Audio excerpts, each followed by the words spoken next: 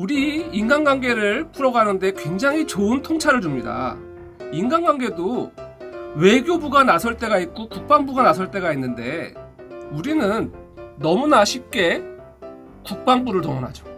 무력을 동원하죠. 그리고 누군가는 상처를 받죠.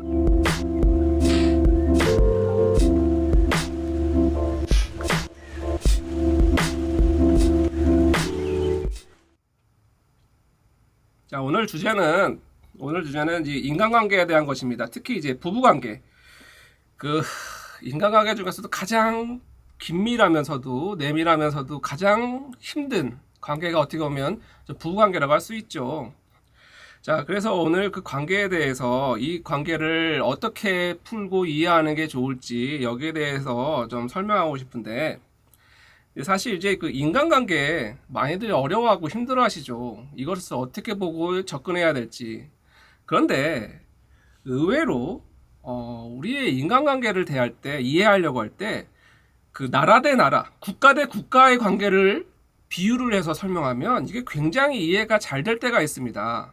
자, 제가 이제 가끔 이제 저는 뭐 국제관계 전문가는 아니에요. 근데 이제 유튜브에서 이제 그런 정보를 가끔 보는데 참 그 국제관계에 대한 그 유튜브를 갖다 보면 이게 인간관계랑 너무나 유사하구나. 인간들의 그런 속성과 본질이 나라의 속성과 한 국가의 속성과도 너무나 유사하구나. 이런 거를 느낄 때가 굉장히 많습니다. 이런 거죠. 결국 이 나라, 국가, 사회 이런 것도 다 인간이 만든 거잖아요. 인간이 만들었다 보니까 우리 인간의 마음이 그대로 투사된 그런 조직과 모습과 관계를 보일 때가 너무나 많더라는 겁니다. 그래서 때로는 이 국제관계를 보는 것도, 국가 간의 관계를 예상해서 보는 것도 이 관계를 이해하는데 도움이 많이 됩니다. 자, 그런 차원에서 이제 부부관계에 대해서 특히 이제 뭐 부모 자녀 간의 관계도 그렇고요. 그냥 인간관계도 그렇고 이걸 말씀드리고 싶었어요. 자, 두 개의 국가가 있습니다. 두 개의 국가가 있어요. 그런데 이제 이 두 개의 나라가 어떤 계기로든 동맹을 맺거나 아니면 뭐 경쟁을 하거나 그럴 수 있잖아요. 이제 그런 관계를 한번 상상을 해보세요. 아무리 이제 뭐 좋은 관계를 맺었다고 하더라도 뭐 조약을 맺든 동맹을 맺든 그죠? 했더라도 전혀 다른 두 나라가 이렇게 같이 하다 보면 분명히 갈등이 생깁니다. 서로의 의견 차이가 생기고. 자, 이거를 조율해야 될 때 어떤 부서가 동원이 되나요? 제일 먼저 외교부가 나섭니다. 그렇죠? 외교부가 나서요. 외교부가 나서서 서로의 상황을 조율을 하죠. 서로의 이견에 대해서, 서로 이해관계에 대해서 외교부 대 외교부가 서로 조율을 하죠. 그런데 이 외교부 선에서 타협이 되지 않으면 어떻게 되나요? 그때는 군대가 투입되죠. 국방부가 들어오는 겁니다. 국방부가 나서는 겁니다. 그때부터는. 국방부가 나서서 서로 힘을 과시하기 시작하고 거기서도 합의가 되지 않으면 전쟁이 나는 거죠. 정말 힘 대 힘으로 싸우게 되는 거죠. 자, 이게 우리 인간관계를 풀어가는데 굉장히 좋은 통찰을 줍니다. 인간관계도 외교부가 나설 때가 있고 국방부가 나설 때가 있는데 우리는 너무나 쉽게 국방부를 동원하죠. 무력을 동원하죠. 그리고 누군가는 상처를 받죠. 그죠? 바로 이 외교부와 국방부가 어떻게 활용하는지 우리 인간관계에서 지금 이 상황을 외교부가 나서서 풀어야 할지 국방부로 풀어야 할지 바로 이 점에 있어서 많은 분들이 제대로 적절한 대처를 하지 못해서 관계가 파국이 나거나 힘들거나 상처를 주거나 상처 입거나 이런 일이 생기는 거죠. 자, 그러면 인간관계에서 국방부는 무엇이냐? 일단 폭력이죠. 폭력입니다. 그것이 언어적 폭력일 수도 있고 물리적인 폭력일 수도 있고 그 폭력에 기반한 감정은 분노죠. 분노입니다. 분노죠. 저는 그래서 이 분노를 군대라고 표현할 경우가 많습니다. 군대예요. 자, 우리는 이 분노를 굉장히 부정적으로 생각하죠. 굉장히 부정적으로 생각하는데 이 분노도 굉장히 자기 역할이 있는 것입니다. 한 나라로 치면 이 나라를 지키는 군대가 바로 이 분노입니다. 긍정적인 역할이 있는 거예요. 만약에 어떤 나라가 나의 국경을 침범했다, 나의 국익을 훼손했다. 그거 가만히 있으면 안 되죠. 주권이 있는 국가가. 그죠? 나서서 싸워야죠. 그 싸우는 역할을 누가 하나요? 군대가 하죠. 바로 그 역할을 우리 감정이 분노가 담당하는 것입니다. 이 분노는 나를 지키는 힘입니다. 나를 지키는 힘이에요. 문제는 이 나를 지키는 힘이 폭력의 형태로 나가잖아요. 그 폭력의 결과로 상대방이 피해를 보고 상처를 입기 때문에 우리는 그 분노를 약간 죄악시하고 좀 터부시하죠. 분노 자체가 문제가 아니라는 겁니다. 그 분노를 바탕으로 한 폭력이 문제가 되는 거죠. 아무튼 이 분노, 이것도 나름의 역할이 있는데 너무나 많은 분들이 이 인간관계를 국방부로 풀려고 합니다. 그런데 한 나라와 나라의 관계를 생각해 보세요. 뭔가 이렇게 사소한 의견 대립이 생겼어요. 그렇죠? 사소한 의견 대립이 나왔는데 외교부 다 무시하고 국방부가 먼저 나섭니다. 갑자기 그냥 막 국경을 침범하거나 총을 쏘고 대포를 쏩니다. 가만히 있을 나라가 어디 있겠어요? 그걸 가만히 있을 나라가 어디 있겠어요? 그것이 옳고 그른지는 중요하지 않습니다. 무슨 그 이해관계가 옳고 그른지는 중요하지 않아요. 저기서 대포를 쏘는데 가만히 있을 나라가 어디 있습니까? 맞서 싸우죠. 맞서 싸우죠. 즉각 대응합니다. 그것이 옳고 그름은 중요하지 않아요. 나의 국익을 침범하는데 가만히 있을 나라가 어디 있겠어요. 이러다 보니까 우리의 인간관계가 풀리지 않는 겁니다. 외교부가 나서서 먼저 스무스하게 문제를 풀 수가 있어야 됐는데 국방부가 먼저 나서는 경우들이 너무나 많죠. 특히 부부관계에선 이런 일이 너무나 비일비재하죠. 너무나 쉽게 그 분노를 쏟아내죠. 표출하죠. 그리고 상대에게 상처받고 상대방은 그것이 옳고 그름은 중요하지 않아요. 그냥 나를 지켜야 되니까 군대가 또 나서는 거죠. 군대 대 군대로 전쟁이 나죠. 전쟁이 나면 어떻게 됐어요? 승부를 가려야죠. 바로 그런 과정에서 이혼도 하고 관계가 갈라지고 이제는 이 두 각의 나라가 그냥 원수가 되고 이렇게 되는 겁니다. 자, 그러면 여기서 하나 국방부가 나서기 전에 이제 외교부가 먼저 나서야죠. 자, 그런데 이 외교도 참 이래요. 그 이제 뉴스 같은 거 유심히 보시면 이제 두 개의 나라가 이제 국가 정상회담을 하든지 어떤 무슨 회담을 하잖아요. 그리고 이제 그 회담 결과를 발표하면은 보통 굉장히 좋은 말로 발표가 되죠. 두 국가 간에 굉장히 허심탄회한 대화를 나눴다. 이렇게 발표합니다. 그런데 실제로 무슨 일이 벌었을까요? 회의장에서 개처럼 싸웠다는 얘기입니다. 허심탄회한 이야기를 나누었다? 개처럼 싸웠다는 뜻입니다. 뭐 서로 간의 입장의 차이를 확인했다. 의견이 서로 합의가 안 됐다는 뜻입니다. 자, 여기서도 배울 점이 있습니다. 여기서도 배울 점이 있어요. 자, 보통 이제 외교부 그러면 뭐 국가 간에 굉장히 좋은 사교 친구 맺는 이런 걸 생각하지만 아닙니다.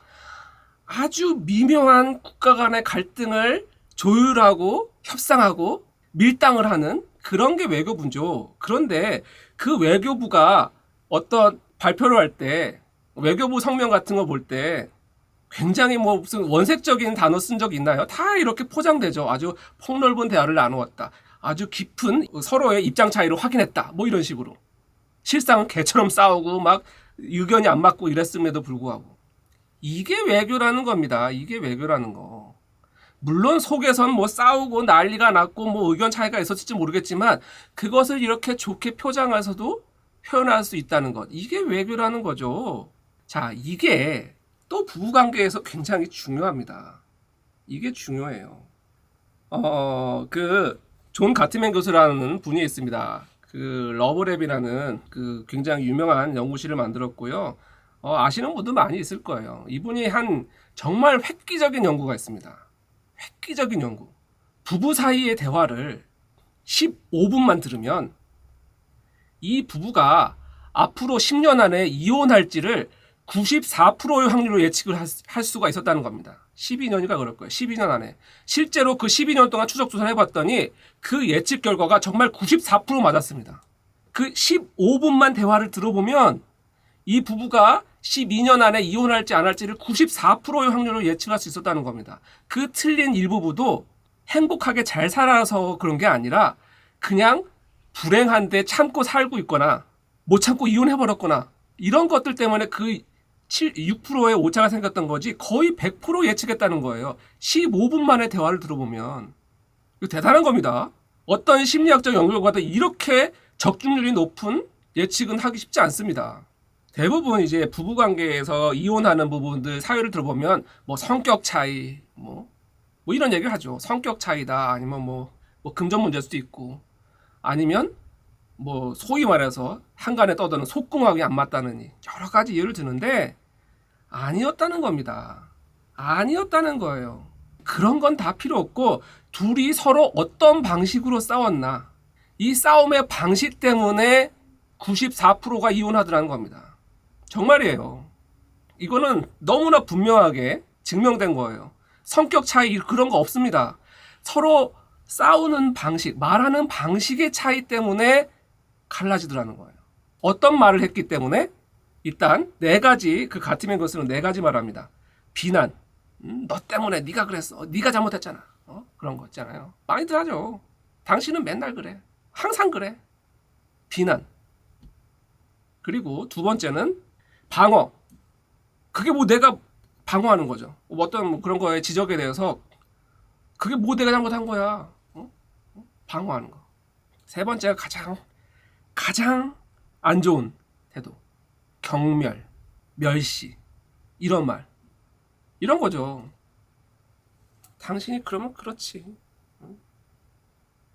당신이 그거밖에 더 되겠어, 그럴 줄 알았어, 이런 것들 듣기만 해도 확 짜증나죠.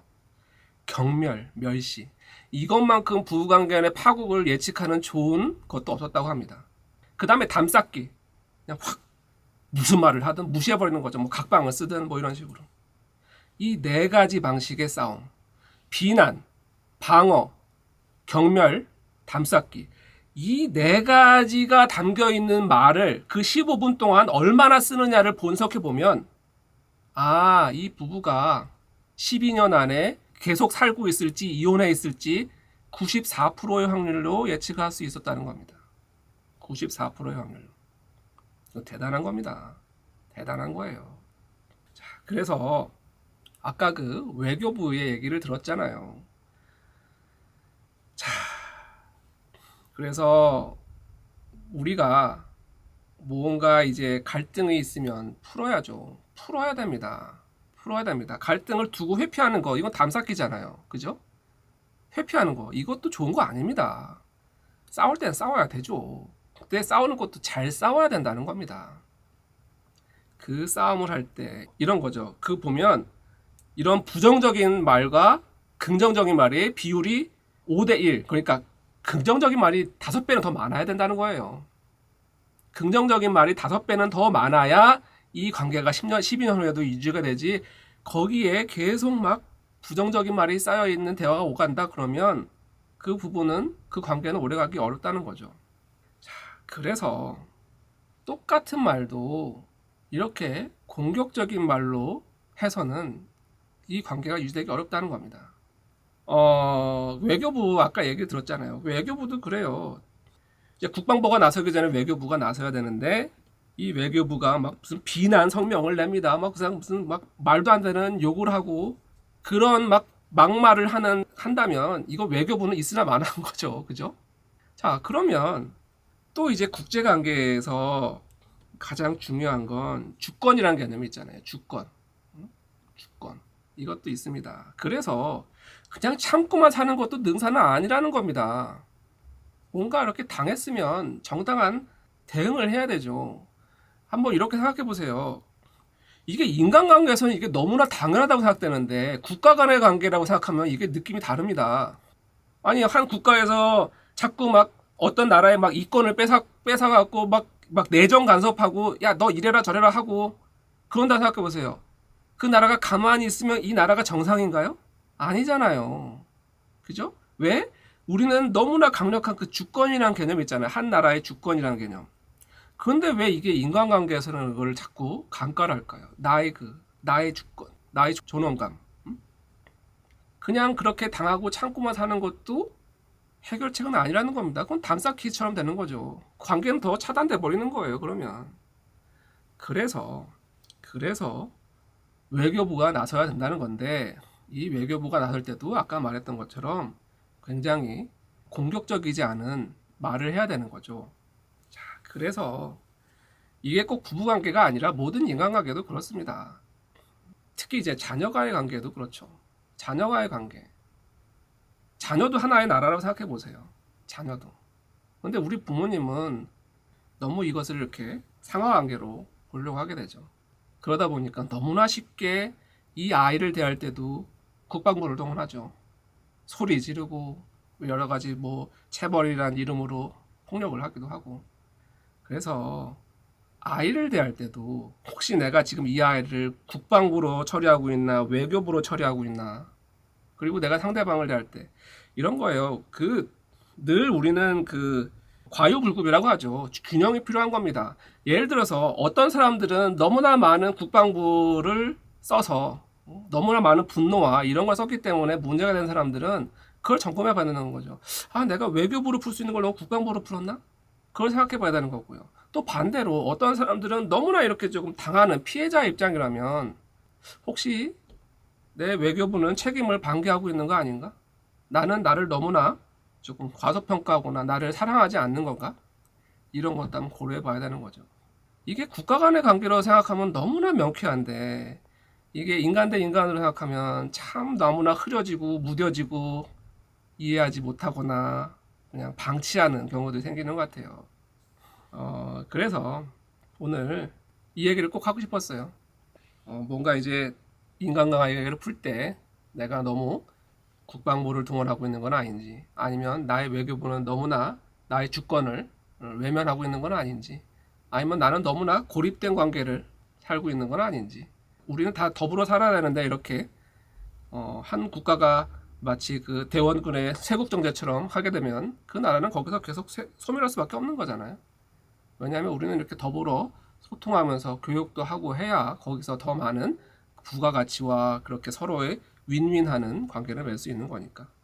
그래서 혹시라도 내가 나의 인간관계가, 나의 부부관계가, 나의 자녀관계가, 뭐 나의 직장 내 관계가 어떤 상황인지 어떤 점검하는 차원에서 한번 나를 나라로, 한 나라의 국가로 생각해보고 지금 내 이 나라를 잘 통치하고 있는지, 적절히 대응하고 있는지 그렇게 한번 점검해보는 시간을 가져보면 어떨까? 그런 마음에서 오늘 이 영상을 찍었습니다.